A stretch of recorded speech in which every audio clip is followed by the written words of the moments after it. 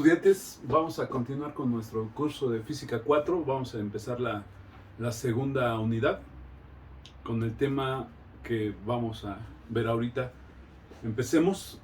Recuerdan que esta es una brújula, siempre está señalando al norte geográfico, polo sur magnético, como ya sabíamos, salvo algunos grados. ¿Qué ocurre cuando le acercamos un imán? Este es un imán de barra. El campo magnético del imán va a atraer al polo sur. El polo norte del imán atraerá al polo sur de la brújula. Sabemos que la parte coloreada en color negro es el polo sur magnético de la aguja de la brújula, de tal forma que entonces pues será atraído por el polo norte del imán debido a su campo, al campo magnético del imán y también de la brújula, ¿sí? Es decir que en este caso hay un campo magnético permanente en el imán de barra. Ahora observemos esto. Tengo aquí una brújula. Encima de esta brújula hay un conductor, un alambre conductor que está conectado a una batería, y el circuito se abre o se cierra con un interruptor. En este momento el interruptor está abierto. Observamos que la aguja de la brújula, la parte roja, está señalando al norte, como siempre, al norte geográfico. ¿Qué es lo que ocurre cuando nosotros cerramos el circuito y comienza a circular corriente eléctrica por el circuito, por el alambre que está encima de la brújula? Vamos a observar que la brújula es afectada porque cuando está circulando corriente eléctrica por el circuito en esta dirección, hay que decir que la dirección de la corriente que describí aquí está en dirección de la corriente de electrones, no de lo que es la corriente, la dirección convencional de la corriente. Vamos a tomar en cuenta el flujo de electrones que va de negativo a positivo de la batería, corre por el alambre y el conductor pasa por encima de la brújula. Cuando el conductor está conduciendo corriente, vamos a observar que la aguja de la brújula va a verse afectada y va a señalar en esta dirección. Más bien el polo norte va a señalar en esta dirección. Si abrimos el circuito otra vez, la aguja de la brújula señala otra vez hacia el norte. Cerramos el circuito y observamos que la aguja de la brújula se alinea perpendicularmente al cable que está encima de esta, que está conduciendo corriente eléctrica. Este fenómeno que parece sencillo, fue descubierto por un investigador llamado Oersted, Hans Christian Oersted. Aquí está. Le llamamos a partir de que él descubre, algunos dicen que fue casual, fue coincidente el hecho de que dejara una brújula cercana a un conductor, y cuando empieza a circular corriente eléctrica por el conductor, la aguja inmediatamente de la brújula cambia de posición y se coloca perpendicularmente a la dirección de la corriente, es decir, a la dirección del conductor. Este es un gran inicio sobre descubrimiento de la electricidad. El hecho de darse cuenta que no solamente con el campo magnético de un imán la aguja de una brújula se ve afectada. ¿Esto qué nos dice? El hecho de que la brújula se alinee perpendicularmente a la dirección de la corriente eléctrica que está circulando por el conductor. Podemos decir entonces que siempre que circula una corriente eléctrica por un conductor, se crea un campo magnético alrededor de este. Esto ya lo está indicando la aguja de la brújula. ¿Qué podemos decir? Esta primera premisa: siempre que circula una corriente eléctrica por un conductor, se genera un campo magnético alrededor de este. Ahorita vamos a ver qué características tiene este campo magnético. Esa es una. Ahora observen esto: cambiamos la polaridad, es decir, de la batería. Ahora vamos a hacer que la corriente circule en sentido opuesto, en esta dirección, con la brújula ahí. Hacemos circular la corriente cerrando el circuito con el interruptor, y vamos a observar que efectivamente la aguja de la brújula se alinea perpendicularmente, como en el caso anterior. Pero observemos que ahora la brújula, la parte norte, la parte roja coloreada, va a señalar en sentido opuesto que en el caso anterior. ¿Qué quiere decir esto? Lo mismo, que siempre que circula una corriente por un conductor se genera un campo magnético, por lo cual la aguja de la brújula se ve afectada. Pero al cambiar la dirección de la corriente, también observamos que el campo magnético cambia de dirección. ¿Qué es lo que nos dice esta situación? Pues por eso, porque estamos observando que la parte norte de la brújula señala en sentido opuesto que en el caso anterior. Quiere decir que al cambio de dirección de la corriente también cambia la dirección del campo magnético. ¿Sí? Esas serían las premisas y eso es en lo que consiste el experimento de Oersted. Y entonces estamos viendo un nuevo tema que se llama campos magnéticos. Lo voy a anotar aquí y es el encabezado de sus apuntes de esta primera unidad. Campos magnéticos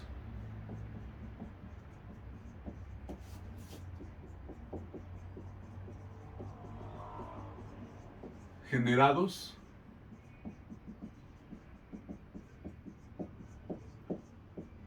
por corrientes eléctricas.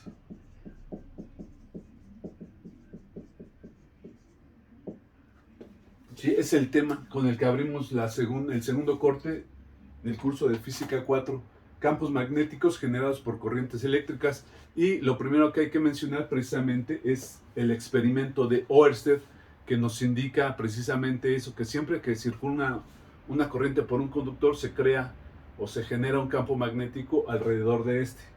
¿Cómo es ese campo magnético? Perpendicular a la dirección de la corriente. Y también hay que decir que al cambiar de dirección la corriente también cambia de dirección el campo magnético. Esta parte no está anotada, necesito que la anoten en sus cuadernos, ¿sí? Y entonces es otra forma de crear campos magnéticos, no solamente un campo magnético permanente generado por un imán, también con corrientes eléctricas se genera campo magnético. Ahora observemos esto. Supongan un conductor recto que está conduciendo corriente eléctrica en esa dirección. Si pudiéramos observar el campo magnético, sabemos que podemos ver el espectro magnético.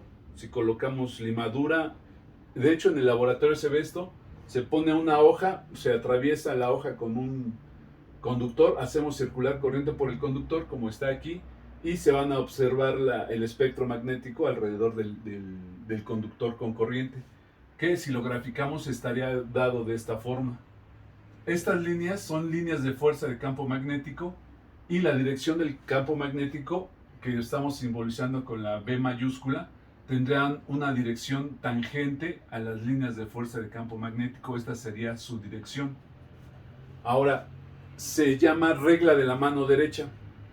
Aquí está graficada. Supongan que toman ustedes un conductor que está conduciendo corriente eléctrica en esta dirección. Lo toman y si señalan con su dedo pulgar de la mano derecha la dirección de la corriente, como en el dibujo, los otros 4 dedos estarán indicando la dirección del campo magnético. Es decir, el campo magnético tendrá esta dirección que tienen los 4 dedos de la mano. ¿Sí? Se llama regla de la mano derecha. Si pudiéramos observar el campo magnético desde una vista superior o hacerle un corte transversal, lo veríamos de esta manera, ¿sí? Estamos viendo la vista superior y el campo magnético tendrá estas direcciones, ¿sí? Estas son las líneas de fuerza de campo magnético y este sería el conductor alrededor del cual se generan las líneas de fuerza de campo magnético, y la dirección del vector de campo magnético son precisamente estas flechas, serían los vectores de campo magnético, ¿sí? Y se le llama regla de la mano derecha. Tomamos un conductor por el cual supongan que este es el alambre conductor. Si lo envolvemos con los 4 dedos y con el pulgar señalamos la dirección de la corriente, Entonces estos dedos nos estarán indicando la dirección del campo magnético, ¿sí? Entonces anoten esta regla de la mano derecha. Bien, podemos cuantificar el campo magnético en un punto. Supongan un conductor con corriente eléctrica,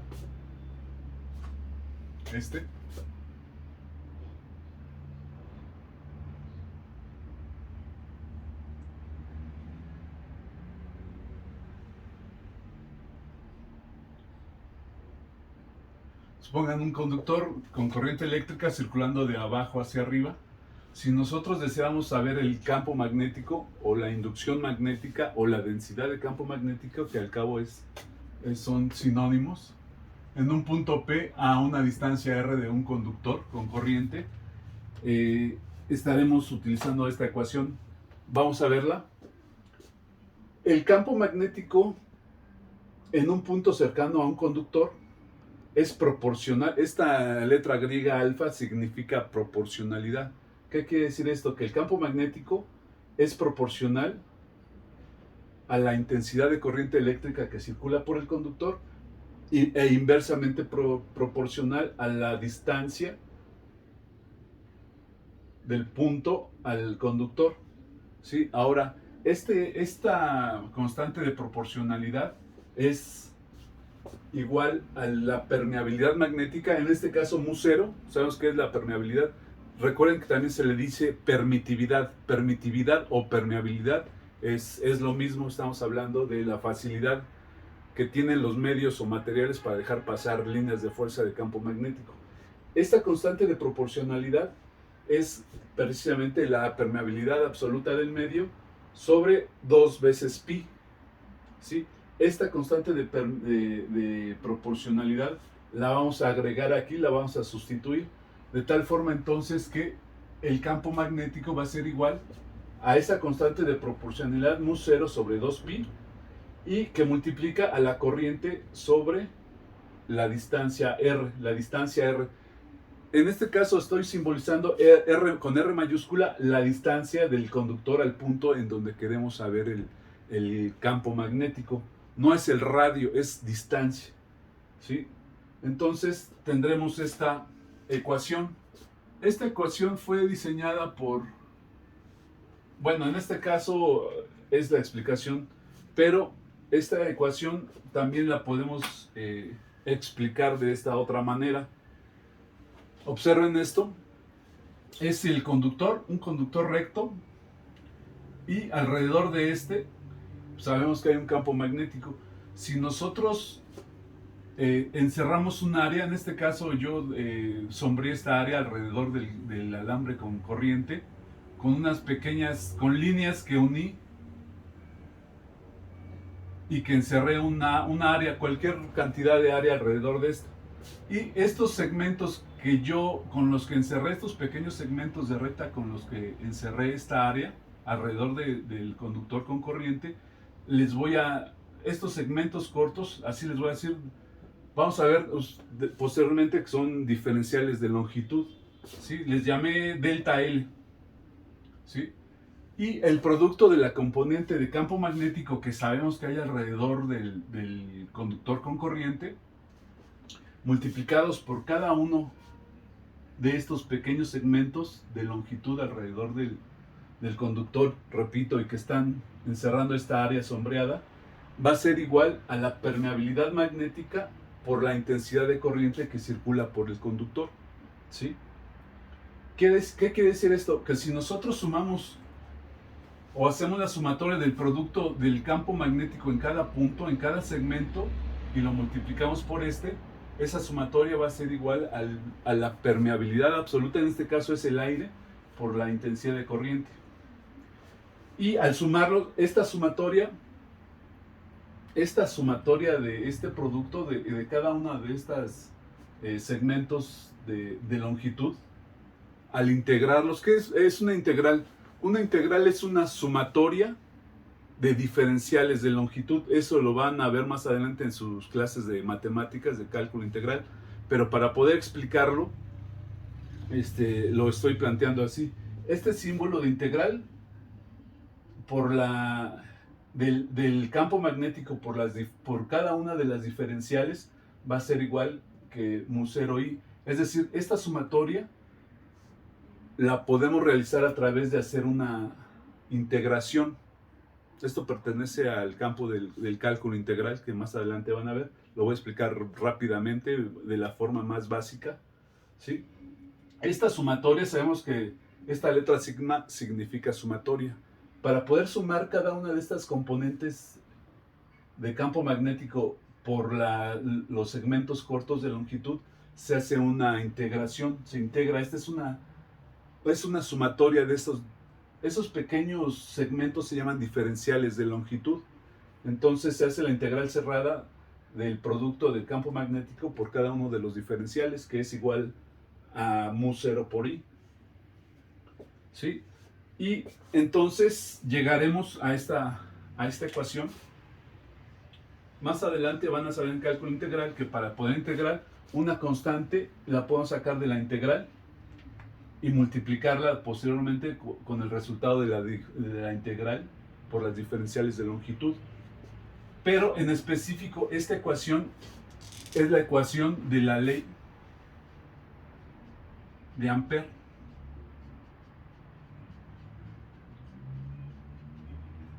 Jean-Marie Ampère fue quien, un matemático y físico inglés, determinó esta ecuación que hasta el momento es muy útil para el campo del electromagnetismo, ¿sí?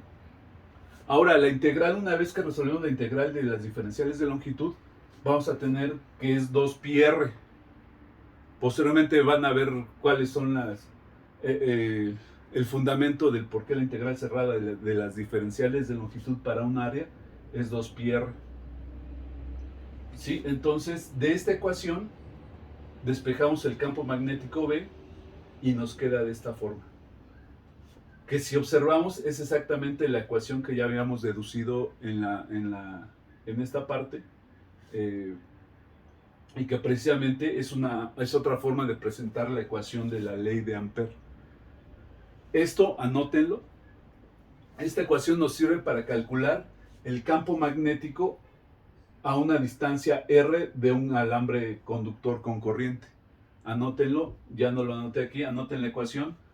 Donde B es campo magnético, mu0, ya sabemos que es la permeabilidad magnética, en este caso mu0 es la permeabilidad magnética absoluta del aire, por la intensidad de corriente que circula por el conductor, sobre 2 veces pi por la distancia del conductor al punto P. De esta manera podemos encontrar o calcular el campo magnético en un punto cercano a un alambre conductor con corriente eléctrica. ¿Sí? Esta es la ecuación de ley Ampère. La podemos encontrar en este formato, pero una vez que integramos los diferenciales de longitud, la ecuación nos queda de esta manera. Y si despejamos el campo magnético de aquí, nos queda esta ecuación, que precisamente es la misma. Entonces, esta ecuación nos sirve para calcular precisamente esto que acabo de decir, el campo magnético, pero cuando el alambre está en el aire o en el vacío. Ahora, si deseamos saber esa misma cantidad, pero en algún otro medio diferente al aire, tendremos que calcular, que anotar aquí la permeabilidad absoluta del nuevo medio. Y recordemos que la permeabilidad absoluta de cualquier otro medio va a ser igual a la permeabilidad relativa de ese mismo medio por la permeabilidad absoluta del aire. Y en todo caso, si por ejemplo necesitamos calcularla en aceite, tendremos que saber la permeabilidad relativa del aceite. Calcular esta aceite y que estamos calculando la permeabilidad absoluta del aceite para anotarla en esta ecuación. O de otra forma, solamente multiplicaríamos el numerador por la permeabilidad relativa de la nueva sustancia y tendríamos la permeabilidad, el campo magnético de esa nueva sustancia. O de otra forma, anótenlo, el campo magnético en aire, en cualquier sustancia, por ejemplo en aceite, va a ser igual al campo magnético en el aire por la permeabilidad relativa de la nueva sustancia, en este caso el aceite. ¿Sí? Podremos calcular entonces el campo magnético en el aire. Aquí me faltó ponerle B0 porque es en el aire. Lo calculamos y luego posteriormente lo multiplicamos por la permeabilidad relativa de la nueva sustancia y tendremos el campo magnético en una nueva sustancia, cualquiera que ésta sea. ¿Sí? Esas serían las formas de calcularlo. Vamos a ver problemas de este tipo más adelante. Vamos a continuar. Espero que quede entendida esta parte. Es el primer tema del segundo departamental. Entonces hay que anotarlo, hacer sus apuntes y vamos a continuar.